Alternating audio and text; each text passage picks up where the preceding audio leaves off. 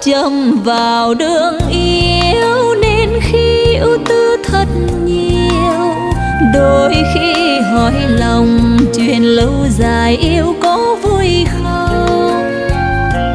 Mình cho nhau thời gian chẳng đó, buồn hay vui đời xui bất chợt đâu ngờ. Mình cho nhau thời gian chẳng đó, buồn hay vui đời xui bất chợt đâu ngờ.